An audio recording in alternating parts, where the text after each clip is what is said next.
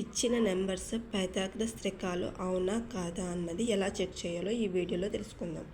Pythagoras సిద్ధాంతం ప్రకారం లంబకోణ త్రిభుజంలో కర్ణము మీది వర్గము మిగిలిన రెండు భుజాల మీది వర్గాల మొత్తానికి సమానమవుతుంది. అంటే c² = a² + b² అవుతుంది. మనకి ఇచ్చిన నెంబర్స్లో బిగ్ నెంబర్ అయితే ఏదైతే ఉందో అది సి అంటే కర్ణం అవుతుంది, మిగిలినవి ఏబీలు అవుతాయి. ఇక్కడ a² + b² = c² అనే ఫార్ములా అనేది సాటిస్ఫై చేస్తుందో లేదో చెక్ చేసుకుందాం. ఇప్పుడు a² మీన్స్ 3², b² మీన్స్ 4². 3² అంటే 9, 4² అంటే 16. ఈ రెండింటిలో ఎడిషన్ చేస్తే 25 వచ్చింది. 25 మీన్స్ 5² అంటే పైథాగరస్ త్రికాలని ఈ ఫార్ములా సాటిస్ఫై చేస్తుంది. అంటే ఈ ఇచ్చినవి ఈ మూడు కూడా పైథాగరస్ త్రికాలు అవుతాయి. అలాగే ఇంకా కొన్ని పైథాగరస్ త్రికాలకు సంబంధించిన ఎగ్జాంపుల్స్ ఈ కింద ఉన్నాయి.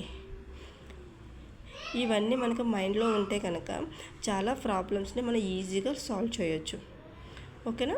ఈ వీడియో కనుక మీకు నచ్చినట్లయితే లైక్ చేయండి.